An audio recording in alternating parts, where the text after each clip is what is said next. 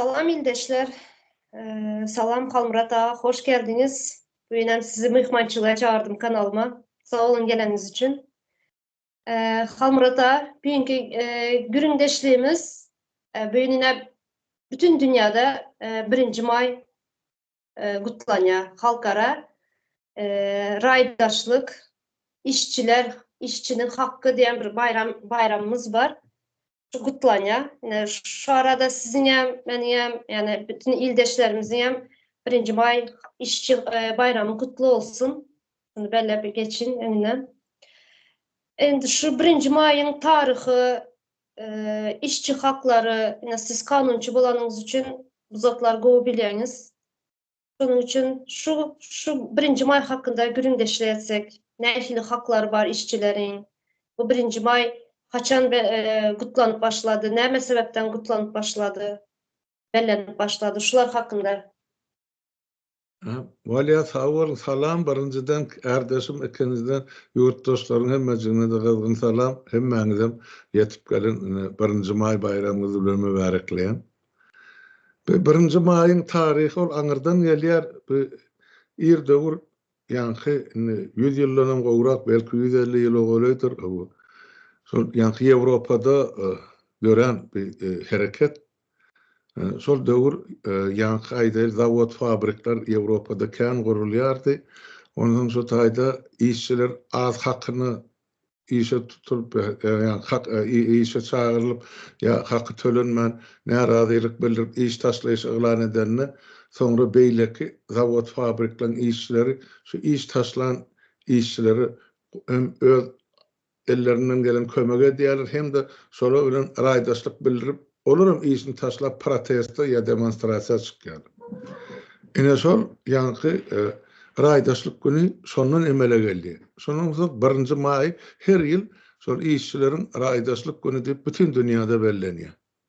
Gaty köp döwletlerde, Ýewropa döwletleriniň hemmesinde bellenip gelýär. Şu neçeli, hana şunu mana Şweýçiýa paýtagtyndan başlap iň soňky bir kiçik kommuna çelli ýanky etrap merkezine çelli paraklar geçirilýär. İşçilerin yürüyüşü geçirilýär. Şu taýda ine talaplar var, raýdaşlyk barady, plakatlar var. Şular ýaly dünýäde ýola goýulan şular ýaly. Hem bayramçylyk hem de işçilerin raýdaşlyk güni. Hak hukuklaryny talap etmek boýunça işçiler. Şweýçiýada bellep geçýär dediniz. Berden Türkiýanyň köp ýerlerinde, köpüram İstanbul'un köp semtlerinde bugün işçiler protestlara, mitinglara çıktılar elinde plakatlar bilen. İş günü durdu bugün. İşçi günü yoktu. İşe gitmedi hiç kim yani olduk günü boldu. Hem işçiler öz hakkını sorak köçelere çıktılar. Şimdi size yine bir soru sorak.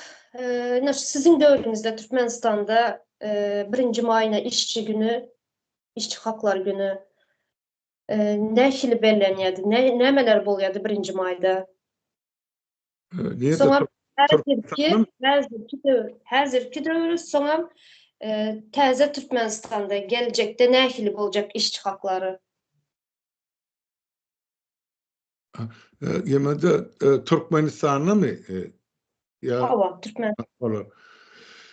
Türkmenistanyny men çağırlykdan bilýänim, özüm duýup başlam 5-6 ýaşdan başlap şol her ýyl 1. maýy bütün adamlar diňjalyş güni hakykatdanam şu 1. may hemmede ýurdun içinde diňjalyş güni eglan edildi. Häzirim şol şeýle hemmede Şweýçiýada şu iş güni ýok. Hemmekisi diňjalýar şu 1. may hepden haýdy gününe düşdün tapawdy ýok. Ökmen diňjalyş güni işçilerin hatyrasyny. Bizde bolsa şol 1. maýda ýerden turup owadan gowy gerçekli labaslarymyzy giyip elimize baýda galyp plakat alyp parada giderdik. Yani bütün millet köçede her bir işçi kollektivi şäher bolsa şäherin hem edaralaryň wekilleri emeler bilen kolonnalar bilen ellerine portret plakat ondan soň kalkozlaryň emeleri işgärleri gelip şut olarum geçerdi her bir kalkoz şäherde şu tribunaň öňünden. Ýöne bizde beýleki Ýewropa düzgün bolan işçiler gününden tapawutlykda raýdaşlyk gününden tapawut. Bizde kommunistik partiýany öwürdiler, ellerine portret, şo portretlaryň ýüzünde şol hemme ýol başçylar bar, şolaryň suraty bar, ondan plakatlar var. Ýaşasyn Sowet Soýuzynyň kommunistik partiýasy, ay bizine bagtly ýaşaýat, näme diýär? Ine şolar ýaly may turut may, mir turut may, parahatçylyk näme? Ýaşasyn dünýäde parahatçylyk şolar ýaly lozunglar bilen köçelere ýa-ni parada çykylar. Yarım gün geçýär parat 2 saat, 3 saat. Şo bilen mene bayramçylyk sogulardy. Ine 1-nji maýyň SSR'de bolan taryhy şol. Eger şonu soraýan bolsaň. Şurada siz aytdınız da 1-nji maýda Türkmenistanda şu wagtlar sizin döwrüňizde näme mitinglara çykýarlardy, köçelere de. Bizler şu wagtda çağırdyk. Bizler hem çykýardyk. Täze göýneklerimizi giýip elimizde güller, şarlar bilen. Ýöne näme üçin çykanymyzy bilmeýärdik. Indi bilip başladyk. 1-nji maýyň işçi günü, işçiler hakkını arayan günü de, sorayan günü de. Ýöne şu Türkmenistanda şu wagtda sizin döwrüňizde näme sebepden çykýarlardy? Yani bir hakkını sorap çykýarlardy ýa sadece bayram ýaly kutlap mı çykýarlardy? Yok, hiç hakkını talap edip çıkılan yer yok. Men yadıma düşen döwürde. O taýda diňe şol sağ bolsun hökümet, ýaşasyn Kompartiýa, ýaşasyn Türkmenistan, ýaşasyn SSR, imperialistlere ölüm, Amerika zulüm, şolar ýa plakatlar bilen çykylardy. Biz o maňsyny näme diýen bilemzak, biz hem saýadyk boldy. Amerika nirde, Türkmenistan nirde? Şu zatlar elini alıp çıkmalıysa biz hem şu plakatlar alıp çıkardık. Şeyle, o da bizde o Türkmenistan'ı geçirilen paratlarda halkın hakkını talep etmeli ya olur ya zat yok. Yani tribunada da şu duran adamların içinde dikleri vardı. Solaydı ay ine mesela kızlar vadın halı fabriği 1-nji maýa gabatlap 4 aylık ya 5 aylık plan 120% doldu. Urra yollaşlar diye bunların geçip barýarlar. Urra diýip onu dolup mu, dolmamy mı, näme bolupdyr Allah'ım bilsin. Ýöne ilat begenerdi. Soňra näme üçin? Bayramçylyk ýok. Ýylda 2 gezek bayramçylyk bar. 1-nji maý bilen 7-nji noýabr. Şo taýda millet köçä çykýar, bir-birini görýär. Aýna saatlykly, geýnugly, din jarşyny. Adamlar için bayramçılık o taýda talap diýilen zat ýok, 1-nji maýda ýok. Ine siz aytdınız 1-nji maý bütün dünýä raýdaşlyk günü dediňiz. Ýöne näme üçin Türkmenistanda bellenmeýär häzir? Öňe bellenýärdi, häzir näme üçin bellenmeýär? Bellenmäniň sebebi näme? Gaty gyzykly soraw kardeşim, gynansaňam Türkmenistan'da şol öňkü bellenýänce bayramçylygyň bellenene sebäp olarda halkda bayram edere näýli esas ýok. Birinjiden SSR zamanına alan zawod fabriklaryň hemmesi dinine ýapyldy. Bar bolanjalarym olam häzir şahsy eýetçilikde Gurban bolan özüni ýa oglaryny ömesine ýerlerini ýa tohumyny eline iş yok Türkmenistan'ın içinde işçi sınıfı yitip gitti. Daýhanly bar, ýöne işçiler yok. 1-nji maý esasan gorunlaryna düýbünde şol işçi sınıfyň raýdaşlyk günü diýip gurulmaly. Daýhanlyň raýdaşlyk günü diýip gurulmaly. Endi şo işçiler bolmansa bayramçylygym yok. Ola bir iň esasy meselede şo adamlar bir ýerik üýtmesin, şolar bir şo ýa-ni 1-nji maý protest emesini protest etjekler bolmasyn. Belki bir plakat alıp çykar gün bolsun şu hökümet diýen ýaly Gurban ogly diýip çykdy onuň paradyny işe etjekdi. Ya bizim hak hukuklarımız berin, näme üçin bizde aylık yok, näme üçin bizde iş yok, näme üçin bizde zavod yok, fabrik yok, ya plan adıma azatlık, Oglan türmelerden boşadyň şular ýaly ökmen lozunglar boljak şuň kun eger Türkmenistanyň şular ýaly mitingler ýa paratlar gurulýan bolsa. İnsanın korkup halkın bası bir yeri üyüşmesin deyip, son için birinci mayım geçiren aklar. Dene birinci may değil, beyleki täze otursuklarının ortadan ayrıyalar. Ya ne bir saat aýdýar 9-dan soň köçede adam bolmalylar, ya toy bolsa onu çelli bolmalysan dargamaly, köpçüliklerin ýygnanmalylar, otak barmalylar, butak gelmeliler. Gadagançylykdan dogry Türkmenistanyň içi ol. Dene birinci may değil, ýöne birinci may şol raýdaşlyk güni bolansoň olar gorkýar, şol ýurdun içinde halk tribunanın önüne gelene birden gahar gelip tribuna çözdüş etmege mümkin. Olaram halkyň önüne durasy gelene üns berýän bolsaňyz kardeşim, şol soňky enne şol Gurban Uly hakimeti basyp alan gününden bäri 2007-nji ýyldan bäri hasap etsek, enne onun närim 17 ýyl geçipdirdi. Şondan bäri 17 ýylyň dowamynda şol adam ýeke gezek tribuna çykyp halkın paradını kabul etti mi? Yok. Ya ýeke gezek işçilerin, kärhanalaryň, zawodlaryň, fabriklaryň kollektiviniň öňüne barıp çyksadan ýeri boldymy? Yok. Ol mahluk halkyn fiýlanak, äskerenak olara halk gerekken öňkaýdysymyz ýaly olara diňe şol Türkmenistanyň ýerasty baýlyklary, ýerüstü baýlyklary onuň deger degmez bagasyny ýarym mut, durşuna mut, orsiýada çykary, karada da özlerine şular ýaly şagal meslegini edip ýaşap bererler. Onun üçin bayramçylyk, hatda Sowet görnüşünde bayramçylygym ýok bu. Bolmazam, hep olar halkdan gorkýarlar. Doğru. Ene şurada halktan gorkýarlar dediňiz. Ene berde men ýaşap bilen yerimden bir näme görüp aýdyp berin. Ene şu ýün Türkiýanyň köp ýerinde miting boldy dedim, protestler boldy. Ene aýdyşyňyz ýaly berdem hökümet halktan gorkýar. Şularyň köçeye çykmasyndan gorkýar. Köp ýerlerde ýollar, trafikler yapyldy. Polisler her yere, köp yerlere polisler koyuldu. Şu halktan işçi halkından gorkanı üçün. Berdene Türkiýede işçiler näçilik hakları var. Yine bir işe giren wagty kontratda gol çekýärler. Kontratda gol çekip şunu ýaly işe girerler. İşten çıkaran wagtlaram tazminat, yine bizlerde tazminat, Türk'te tazminat diýerler. Bizlerin Türkmençesini bilmeyen Rusçası konfiskasiya berýärler, pul töleýärler işten çıkaran üçün. Kompensasiya. Kompensasiya. İşten çıkaran üçün. Ol emlerin gaňryp almak ya emlerin. Yanlıştım.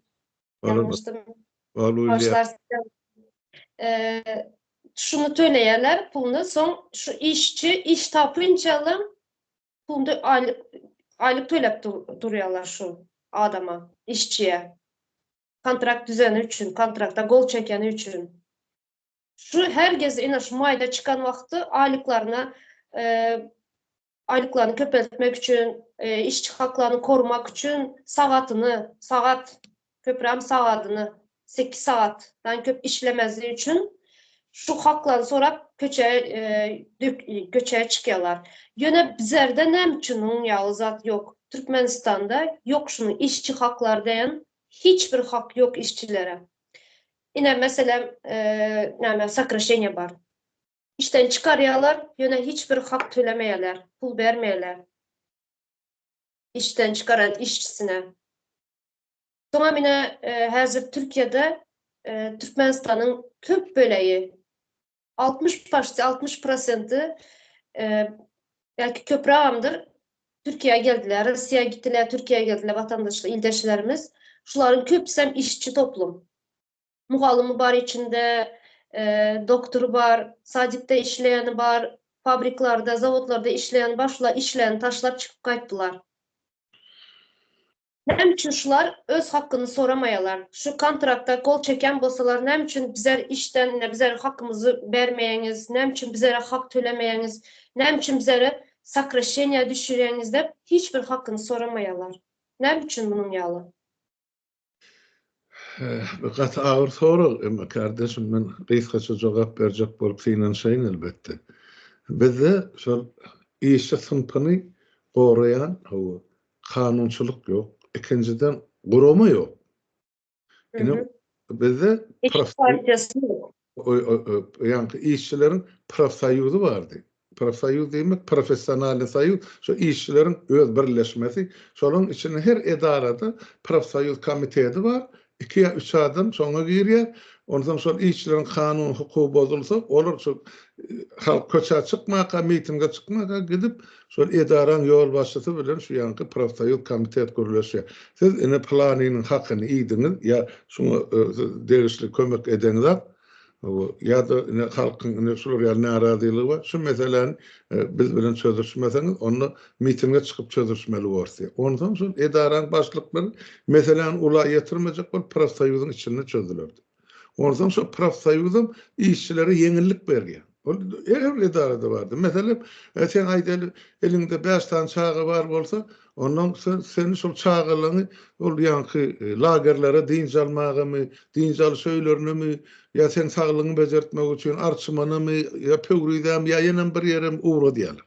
Şo profsoyuzyň kömegi bilen işçilere kömek guramasy şol. Şonu niýazy ýatyrdy. Indi işçilerin barıp arzu ederi öz içinde guramasy yok. Profsoyuz şoň arkasynda durýar.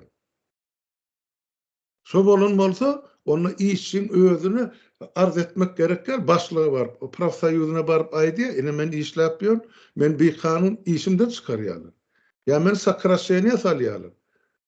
Mesela men Ýewropada şumal men sakrasiýany saljak bolsalar, bärde de bar sakrasiýany. Maňa 3 ay öňünden 3 ay işlejek hakym berýärler.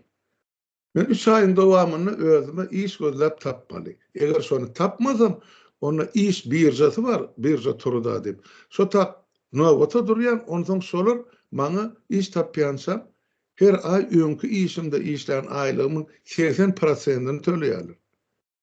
Şeň her aýda ta iş tapýansam, ýöne beýle diýdi sen öňde ýatyp garaşyp ýatmalylar, olur aýdýasaň iş birjasy.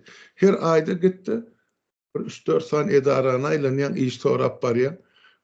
Olurum ýok, biziň öz işgärlimiz ýeterlik alybiljek gällidi. Sen ondan soň baran günüňi, baran sagatyny haýsy edara, haýsy adam bilen görüşdik. Şoň telefony jemläp, aýyň ahyryny ýeme barýan, ýene de iş şol birjasyna baryp, ine bir aýda men şol edaralary aýlanyp, bularda da iş ýokken men öýümde oturýan. Ondan olu barlap görýär, ha dogrudan bulardan barypdyr. Sorapdyr iş bermendir. Diýmek öýüne ýatanak. Bilem iş de gözläp ber. Ýene de bir aý saňa şol 80 göterim aýlyny töleýär. İş tapýansaň, ine dowam edip gidip otur. Ya bolmasa da özleri şol kurs açýarlar. Men meselem demirçi usta bolsam, kurs açýar agaç ustasyny okyp. Maňa aýdýar, hana şo taýda kurs bar, gitdi oku. Şo her gün gatnaýan 4 saat, 6 saat kursu oturýança sen aýryň 80 göterim tölenip dur. Eger sen şo kursa gitmedin, onda sana pul ýok. Kursu oturundan soň elinde kär bar, şo kär boýunça şol şäherde sana iş bar. Düşen bir saazlaşykly edilýän profsoyuz guramalar, işçi guramalar bilen hökümetiň ya iş beriji gurama ýanky özari alalaşykly işlenýän ýemesi programmasy. Bizde bolsa hiç tat ýok. Sen hiç kim.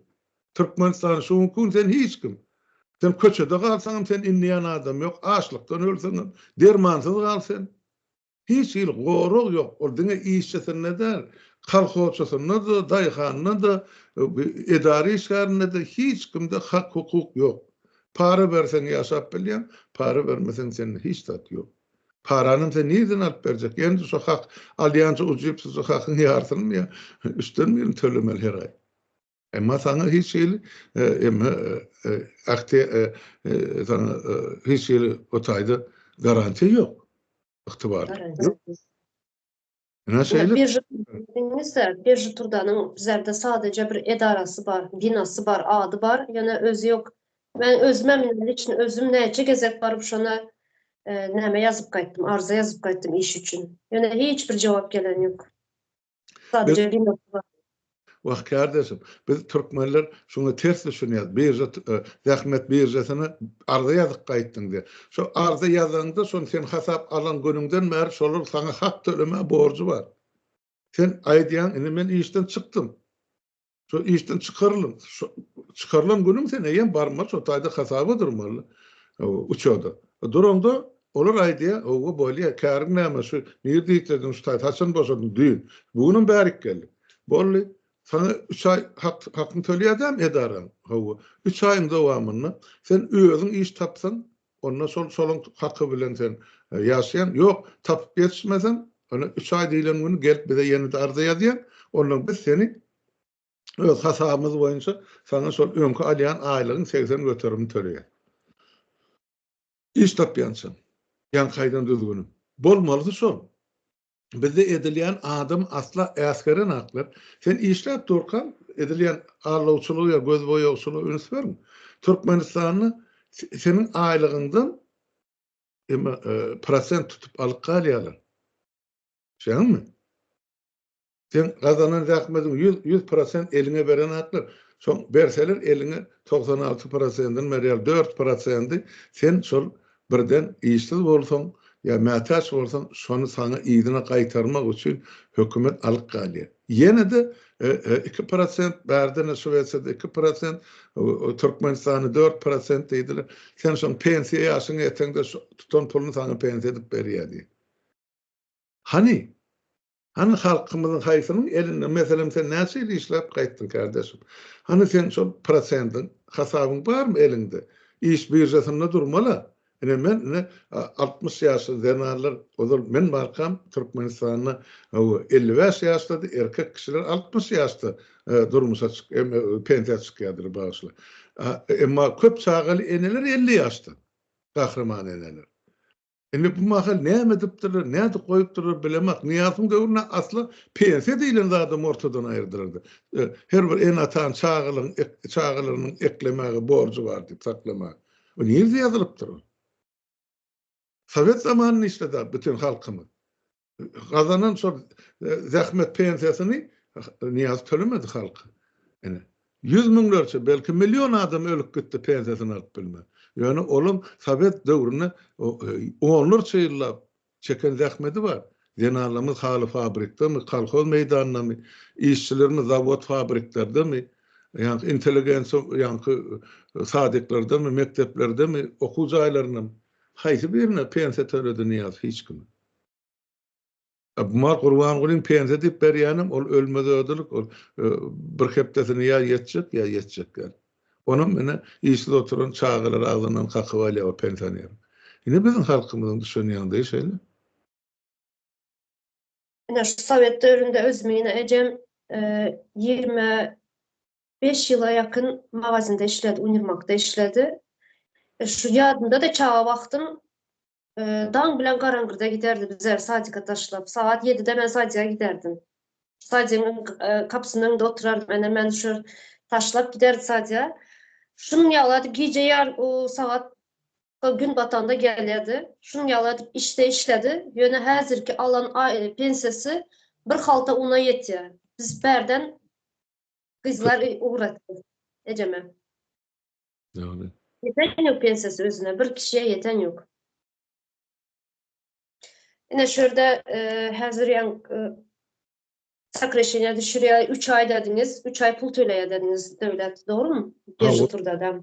Hawa. Ine ýakynlara HSM kanalymyza, habar kanalymyza bir Aşgabatdan bir ildeşimiz mugalym bir habar uğratdy. İşten çıkarılan barmy şunun ýaly kanun bar diye kanunda 3 ay garaş 3 ay töleýär pulumy dep ýöne çıkartdylar şu 3 aya jel güýmepdiler ýanky mugalymy. Suda beripdi, şu sut bilen o näme dip ýürünce 3 ay geçen muny. Indi iş sebepsiz çıkartdylar. Hiç sebep yok. Pulam yok, hiç sat yok. Mugalym özü hem şeker keseli, bir sane çağası var. Ýeki ene hazır ine işsiz kaldı. Hiç sebepsiz çıkardılar. Onun ýaly 36 mugalym çykdy işten şu günü. Menem gördüm sonra eşitdim şol habary ene beýeri şol ýanky harby ministrlikde mi niredemi işleýän bir garnaşyny arkada ýanyp ene 33 mi 35 mugalym bir günü işinden boşadyp berdi. Şol Şu işinin boşadan adamı Cenayet Kodeksi boyunça şoňa laýyklykda hemme emlägini konfiskasiýa edip elinden almaly. Ondan sonra mogollumlary işini, wezipesini dikeldip, şol boş ýatan wagtyny öwüzüň dolup pul bilen öçün etmeli bolar. Olam Cenayet Kodeksiniň maddasyna laýyklykda türme jazasyny çekmeli. Bolmasa şol kanun boýunça. Ýöne bizde gynalsagam kanun işlänä. O nähil 30-dan gowrak ýa 30 ýaş mogollum näme günä edipdir? Birden olar iş bak göresim gelen atyp mektepden boşatmak bolmada. Onu esas gerektir. Esasynym şol mogollumyň eline berilmeli. Ine şolar ýaly ýagdaýda meselem mektebiň ozal bir ýyl aýdaýly 1000 okuwçysy bar bolsa, şol indiki ýyldan başlap ýa okuw ýylyna täze okuw ýylyna başlap 700'e gelýär, 300'e başga mektebe gitdi. Siz bärde gerek geldiyse, onu şol ýeneden mektebiň administrasiýasynyň ýa garanon ýa ablano kim bar o taýda ýa-ni okuw urundan degişli müdürlük bar şäherde. Şolar täze açylan mektebe şu mogollumlary işe yerleşdirmeli ilkinji nowatda. Bärde sakraşyna düşýän bolsa täze mektep aňyrda açylýan bolsa şolary hödür edilýär. Ine şu mektebiň çağalaryny biz hani 3 kilometr aňyry ýanyny täze mektep açýar. Şo taýda täze klaslar boljak, siz şo tak gidip işlejekmi diýip. Mümkinçilik bar. Bolýar diýse onu otak geçer. Ýok, bolanak diýse de size 3 aýlyk kompensasiýa, onu siz boş diýip. Ýöne bulary täze iş ýer hödür edilmezden, bulary 3 aýlyk kompensasiýa tölenmezden, ondan bir adam däl, o taýda 35 adam ne edip birden işden boşatyp bilýär bular. Hiç bir kanuny esasy. Ondan ýanky ene şol işinden boşadylan ene siz aýdýan o eline kisi çağız bar, özüm ýanky süýjük keselli bolsa, onu asla işinden boşatmak bolanak. Beýle kilebilen deňeşdirip görüňdi. Indi bärde Şwetsiyada şuňal kanun barda, eger bir edara ýapyljak bolsa, ilkinji nowatda soňky döwür işe giren adamlar çykarýar. Ozalan işlek gelýän adamlary degen aklar. Ozalan işlek gelýänlerin içinde eger olaram çykarylmaly ilkinji nowatda şolan sagdyny çykarýar, kesellisini ýa maýybyny çykarmaýarlar. Täp olar gorosy galjak diýen niýet bilen edilýär, şu pikir bilen şu zatlar. Bizde bolsa uçtan tutma sen arkaňda hiç kim ýok bar hemmen boşdyk. O nähil edenetlik bolýar. Şol mektep direktory mektebiň öňüne dardan asmaly. Eger şol Eýrandan edýän bolsa Türkmenistan. Şäňmi? O haky ýok. 35 tane maşgalany ýa gazançsyz goýmak. Olaň diňi mogollumlaryň özleri, olaň ýygyny emesi bar, çagasy bar, olaň belki eline goluny garran en atasy bardyr. Olaň öz döwletden alan kreditleri bardyr. O beton jaýa girip ýaşap, ýenem 50 ýyllap üzülşmeli. Näme hasabyny üzülşün eger işinden çykarylýan bolsa olardy. Gidip ýatan problem bu. Şu mugalym ağlap can etdi bize. Sözümü, sesimi hiçire yetirip bilem yok. Çaydan beri garaşa oturun, garaşıpa mine sutunam cevap şunun yalı geldi. Bize hissat edip bilemiz yok. Elimizden hissat gelmeyedir. Son bize reis tuttu. Beni sesimi duyurup berinde. Havar edip berinde. Şo ýurt tutanmalsa kanuny çözgüdi şeýle. Şol diňe ýanky mogollumda, şol işden çykaran 35 mogollum hemmejiginiň kompensasiýa almaga dolu haky we hukugy bar. Eger şolar işden çykarylan bolsa, şol çykarylan döwrüne 3 aýlyk kompensasiýa birinjiden tölenmedik bolsa, ikinciden hem şol täze iş ýerini şolar ýa mektepde ýa bir şäheriň içinde başlady mektep kan razar. Şo ýerlerde hödür edilmedik bolsa, onu doğrulugyny mektep administrasiýasy direktordan başlap, oň ýokarsyna oturan ýa raýony bar, ablano bar, hemmesi jogapka. Hemmesi sörüsü bilen. Belle goýsunlar, ene sizi ardadypdyrlar, ýazyp alyp goýun. Ene täze Türkmenistana baramyzy 1 ýyl geçen bolsun, 3 ýyl geçen bolsun, şolar hemme şu dikeldilýän günneçeli hemme hakyny şolaryň gözüne basyp alyp kanun emeden nokta-i nazardan şolaryň çözgüni tapyp bolýar. Problemde kanun işleyen döwletde biz atlar kanun boýunça derrew 5 müddetirmen çözülýär kardeşim. O kanun işlemeyen döwletde näme edilýär? Tanış gözleýär, tanışyň üstünden tanış gözleýär. Olaň hemmejigine de para bermeli. Ýeke aýlyga daňyl oturan benne niýeden alsyn munça para? Birinjiden alayın niýene de. İkinciden şu para berip ýaşalmaly döwletde kanuny işlejek mi? Öz-özüňe düşünipler. Ýok. İşlemeze görünüpdir. Belki şu mogollumyň özüm işe girene para berip giren, onun üçin direktoriň dili uzy. Para berip girdin, menem sen para bermän üçin işden çykarýan ýa-da näme diýsin? Almyrda bu cinayet edenlerin hemmesi sanalda alınıp duran, sanalda duran. Hiç kaçacak yerleri yok. Halkın elinden kaçıp bilmezler. Enne şol 35 adam işinden boşadylan bolsa, men ýalgyny olaram diňler ýurdun içinde akly. Men teklifim şol 35 adam umumy arza ýazyp hemme 35-den gol çekýärler. Justiça ministrliğinin adyny, ýa-ni Adalet ministrliğinin adyny bizi bir kanun ýagdaýda işimizden boşatdylar. Bize tölenmeli, kompensasiýa tölenmedi. Hemme näme üçin biz işden boşatdylar? Birinciden bize aýdyran zat ýok. Näme sebäpden boşadylar? Mektep direktorynyň geleňsizligi, edenetdiligi, diýdim zorlugy esasynda bizini 35 adam işden boşadyr. Beýle mümkin näl. 35 adam birden işden boşatmak. Oňa esas gerek. Mektep ýumurlymy, ýykyllymy, okuwçylar göçüp gitdim ýa uçup gitdim, näme üçin boşadylar? Näme üçin mektebiň administrasiýasynyň sany azaldylanatdy, mogollumyň sany azaldylar. Şoň üçin şular üýüşip arza ýazyp ene Adalet ministrine uğratmaly. Birine özlerini alyp galýar, bir kopiýasyny, ikincisini nushasyny Adalet ministrine uğrady, esasy nusany ýa-da bir nuskany siz uğradyýaly, bärik ene delil hökmüne ene ýüz tutdyk. Şeýle mazat ýazyldy. Dursun kağı çörek talap edenek wagty geleni kanun güýjüne girýär. Men şonu aýtjak. Menim barsam ýurda barsam, menim suutlaşyp şol hökümet bilen, o Niyaz ölüp giden bilen şoň ýygyny götüren mene biz dowam edýäsdiň hökümet bar. Şeň özü ýok, hökümetiň ady bar. Şol ady bilen suutlaşyp. Menim näçe bolýar? 32 ýyl watansyz otyryn. Şolun eden men garşym eden jenaýat üçin. Men şol her ýyl üçin bulardan millionlap talap eden suudun öňünde, özlerinden näme? Suud çykarar karary. Bulan gitjek ýeri ýok. Şoň üçin her bir adam öz kanuny hukuklarynyň bozulany üçin şolar ýaly wagtda şeýle bolup geçdi, arzalap hiç zady zyňman, ýyrtman dursun, kanuny hukuk döwlet goramyzda ýuwş-ýuwşdan şu zatlar hemmejiniň tölegi bolar, gitjek ýeri ýok. Biz olardan ýa-ni konfiskasiýaly gurruna gelýär-de, şu halkyň depesine şanyk döwürlük hemme emlägi ähli ogurlanan puly konfiskasiýa edilýär. Öýü, ýurdy, emlägi, puly näme? Ondan şo pullar hazina baryp düşýär. Hazina da şo taýdan kompensasiýa öweden dolmagy üçin halka paýlama. Şu meselede ejir çekerler.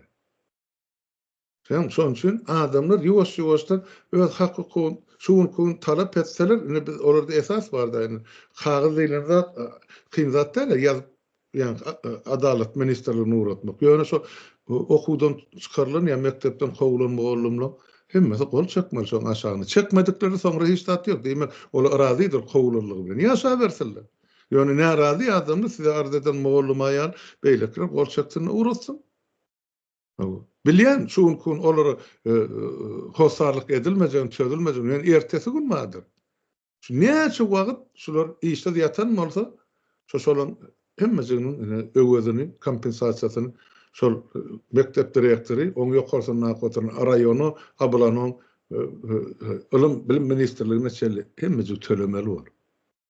Gitjek ýerler ýok.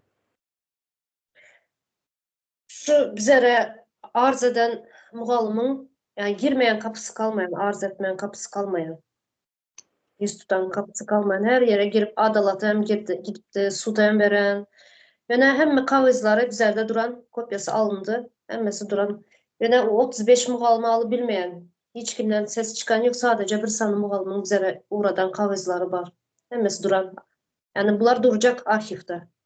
Oy dursun, o ne aýdýan bizim ýurda barmakça, baram önümüz adalata dikeltmekçi.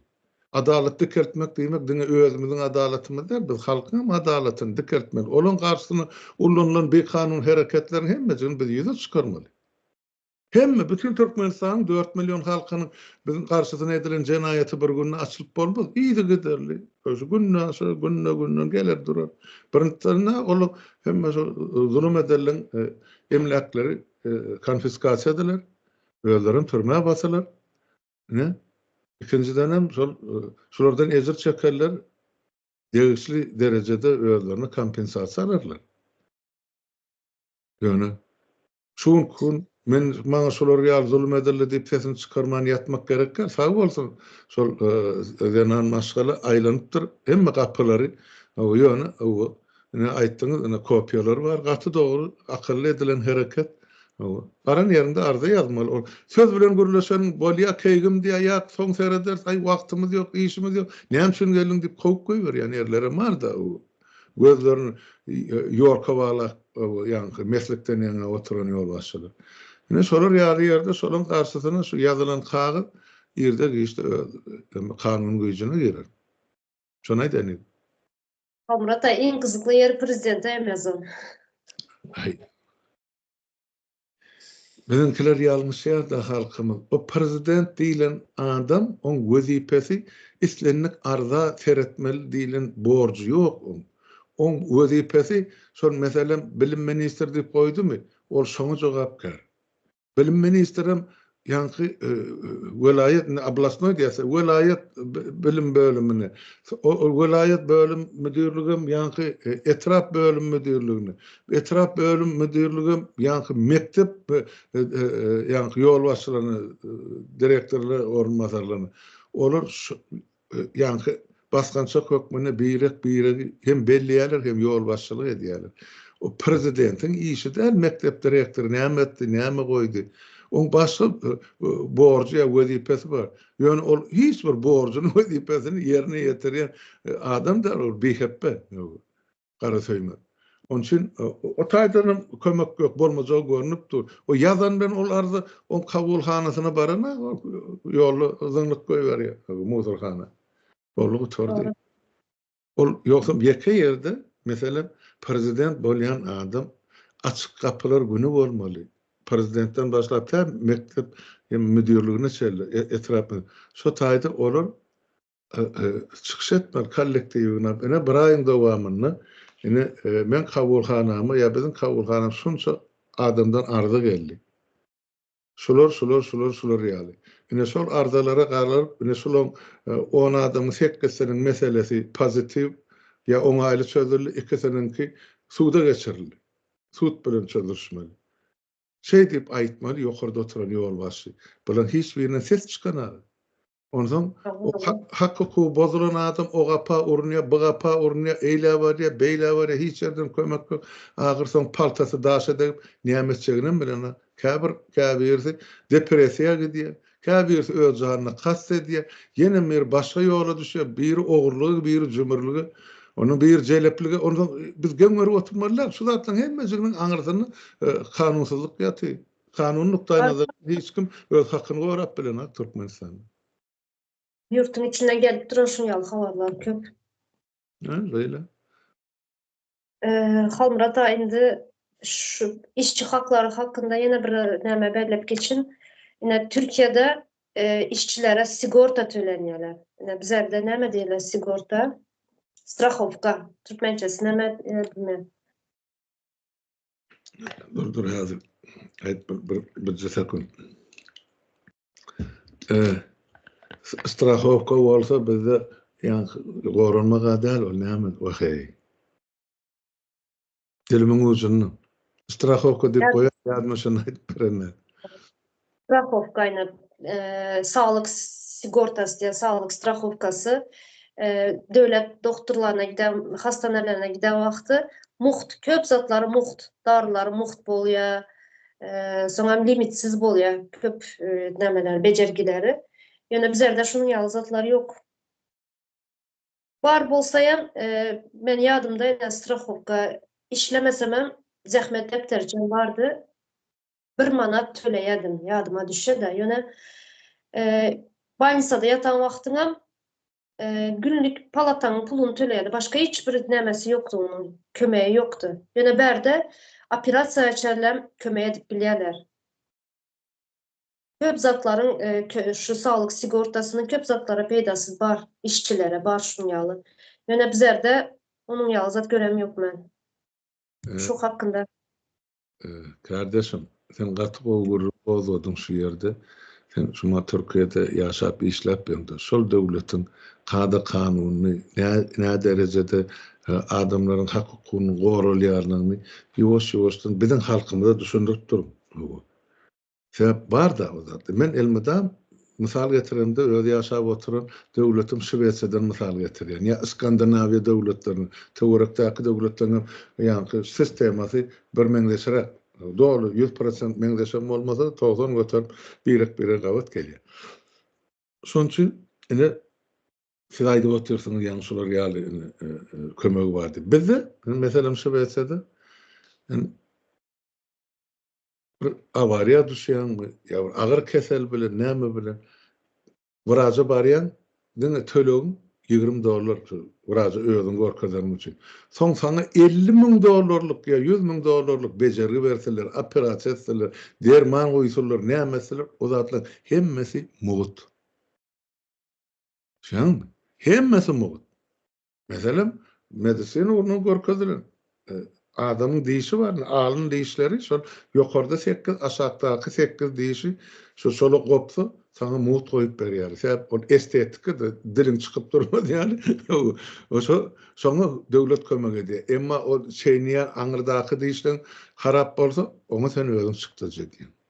Ýöne şonuň sen 100% töläňä profsoýuzda duran bolsaň, profsoýuz ile 50 götürümni, 70 götürümini, pensioner bolsaň ýene de şol ýeňillikler bar. Diýjek bolýanda hemmesi terede mendirler. Bu taýda döwletiň iň uly gymmatlygy adamyň ömrü ýa adamyň saglygy. Ine Ýewropada şolar ýaly kanuny hereket. Bizde bolsa bular ýek ýigirenen adam. Özleri ýaşamaly, emma halk ýaşamaly. Ýene de halk şolara çokunýar, men şoňa haýran galýar. Ne derece getiripdirler. Doğru düşünecek bolunda kardeşim, benim şol ýurtda doğup olalan çağı o tabir kamillik ýaşyna ýetýänçem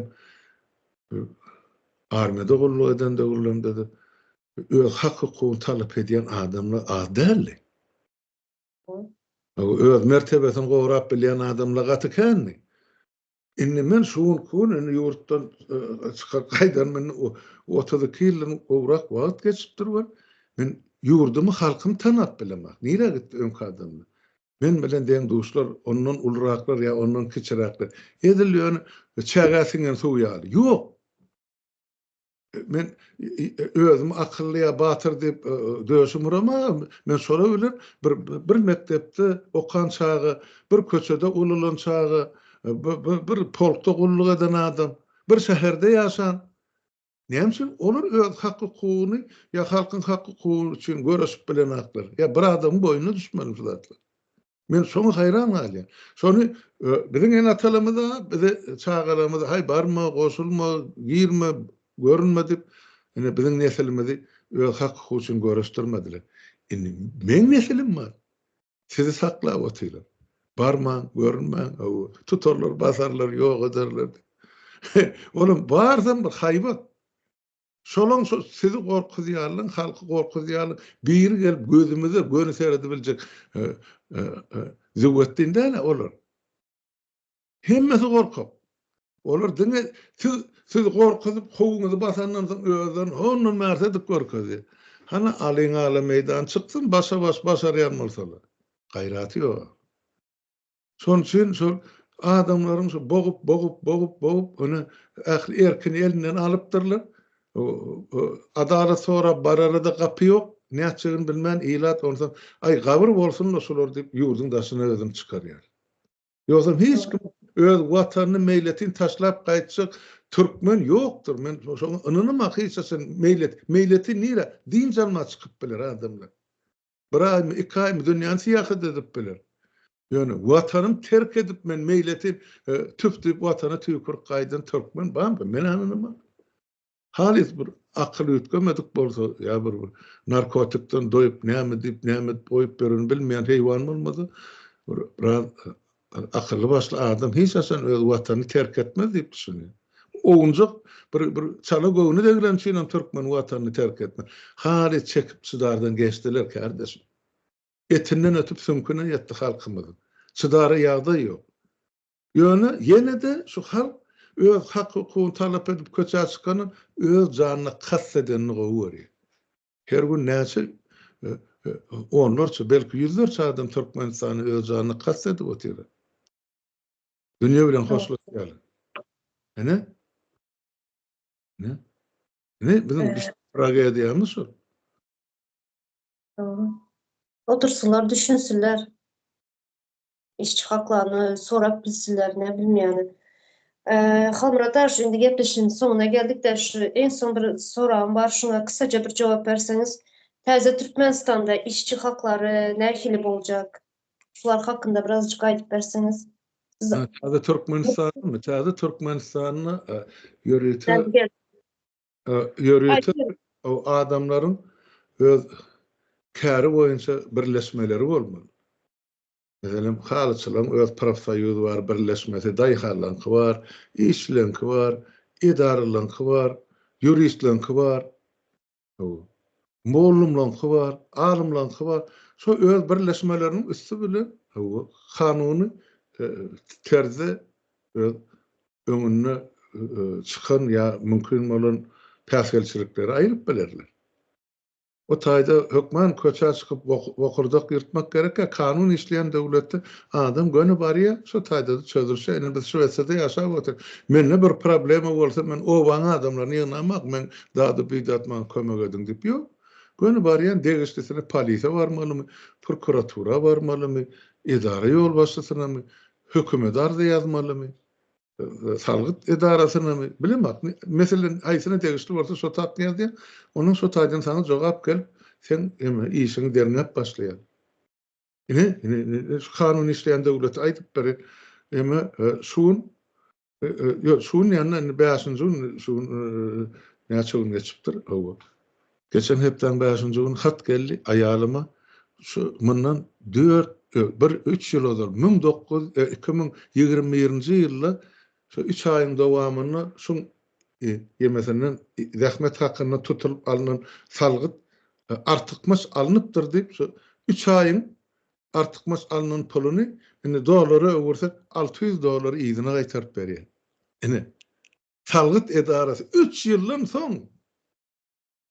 Sebäp bular şol sen töledinmi? Tölegi geçti. Ýöne şonu şu tölegi ikrar edilmeden ozan 3 ýyl diýilen gününe çeldi ýene bir gezek barlaýarlar. Dogry alınıpmy, dogry tutulupmy, az alınıpmy ýa köp alınıpmy? Ýyzyna geldi geçen hepde.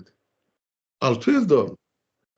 Kanun işleyen döwletde ýurtdaşlar şeýle bolmaly. Men şoň üçin aýdym. Täze Türkmenistanda şeýle bar. Sizin hakyňyzy iýje döwletem bolmaz, hökümetem bolmaz, ýolbaşçym bolmaz. İşledinmi, kazandınmı? Tölemeli salgydyň töle döwlet tarapyndan kesgitlenen salgydyň. Arkaýyny ýaşy galan puluň sen nire harjat? Nirde goý haýsy bankda aksiýamyň özüň çözdýän. Sen emläň bilen, mülküň bilen, puluň bilen, öýüň bilen hiç kim işi bolmaly, ýa durmuşyň bilen.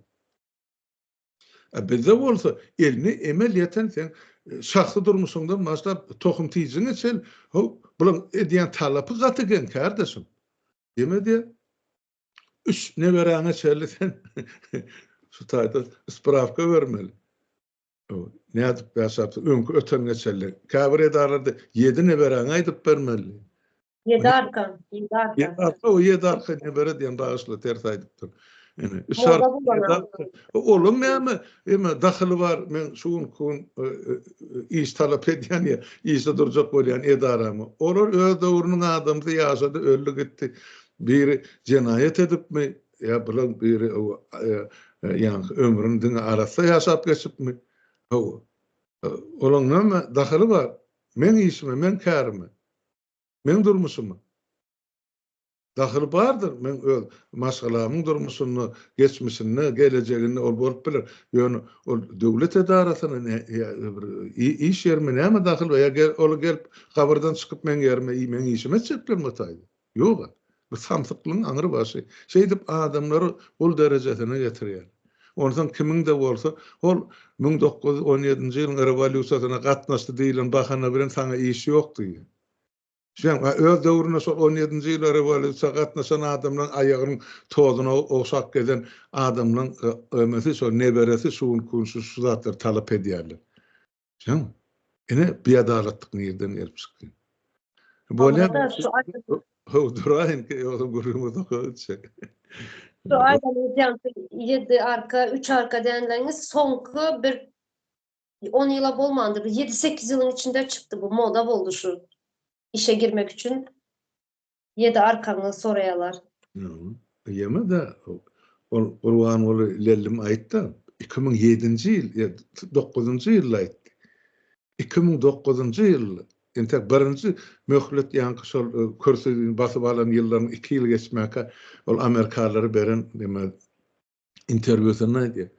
Ýa-da hakyky türkmen ine bir Baherden bilen Kakan arasynda ýaşa o beýleker ine o türlü milletler bilen garşanlar ol hakyky türkmenler. Näme üçin şo taýda halkymyz sesini çykarman, dilini işläp otur. Dilini gömeýinden alıp ýere sokarlaryna bolmaýarmy? Ine şol dymyp ine şu derece geldi. Şöyle başladı parazlyk. Ýöne ine nähilem bolsa, ýoş-ýoşdan halk özüniň ağlawa düşenini bildi. Azatlyga çykmak isleýär, gul bolup ýaşasy gelenek. Watan bizinki, döwletem bizinki, ol topragym bizinki, şol toprağın ýerasy ýerisi baýryklaryň bizinki, halkynky. Bolu oturdy nokat. Doğru. Hakkımız soramasak hiç kimsere getirip vermez. Yok. Özümüz hareket etmeli. Aýdýar türkmeniň sözü var, ağlamadyk bäbege emme ýokdy. Şol şey diýdi, hakyň talap etmeli. O ağlap ol ýalvarmak däli talap etmeli. Bu talap etmän başarmak. Doğru. Olya Halmurata hep uzak gitmesin. Gepleşişimiz uzak bolmasın. Olur kardeşim. Men görýän ekranda çykýan meňem ememden öňümden edýän çykyşlaryňyz berekella, şolar ýaly çykyşlaryňyzyň höwri köp bolsun, galamyňyz ýetip bolsun, gaty ulyş edýäňiz, özüňizem ýanyňyzdaky ýoldaşlaryňyzam ine şeýdip ýerli ýerden öz hak hukumy talap edip başlasak, birek himayet bersek, ine şo 1-nji maýyň raýdaşlygydyr biziň ine guramamyzyň bir tarapdan şolar ýaly halkymyzyň onu gutlaýar 1-nji maý bayramy bilen ol bütün dünýäde raýdaşlyk güni, rahmetkeşliň güni, biziň köpüýmiz rahmetkeşiň çagasy. Onun üçin bayramlaryňyz gutly mübarek bolsun hem sag bol kardeşim çagyranyňyz üçin. Sağlyk bolsun. Bir zat aýdyp belep geçin ya gepleşýärdiňiz dediniz, hakkını soraýany. Yani adam bolup doğulanyň üçin yani içinde canın bolsa adamın hakkın barlygyny bilen bolsaň şu hakkını soramaly dep düşünýär men. Meniň borjum şu soramaga. Öz hakyny sorap başlasam, ondan töweregimdäki beýleki haksyzlarym gelip sen ýanyna goşulýardy. Olaryň senden ekezlenip, biraz sen ýanyňa biraz arkalanyp, daýanyp, olaryň öz hakyny sorap başlaýar. Şeýdip başlaman, men şoň üçin aýdýan orluklarymyzy döredim, birek himayet bor ilkinji wenenji, o ine 1-nji maý raýdaşlygyň bir formasy orluklarym. Sonra täze Türkmenistanyň şu orluklar bolup öz yerli häkimetiňizi hem döredörsiňiz hem dolandyrarsyňyz. Aşdy wagtdan gelip kim birigi getip siziň başyňyzda adam goýmaly. Özüňizden goýun. Özüňiz dolandyryn ýurdy. Näme üçin ýok?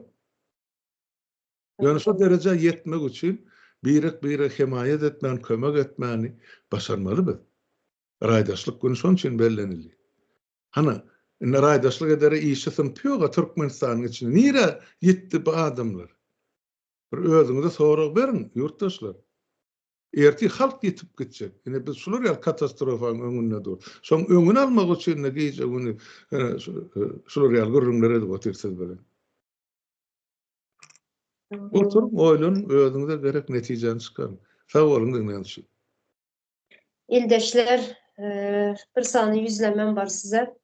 Adam bolup, insan bolup doğulan bolsaňyz her kimiyem hakkı var. Şu dünyaya gelen bolsaňyz her kimiyem hakkı var. Şunu ýadyňyzdan çykarmaň. İnsanlyk hakkınız var. Böyle Halmurat köp sağ olun geleniz için yine bir gezek. Sağ olun ildeşler.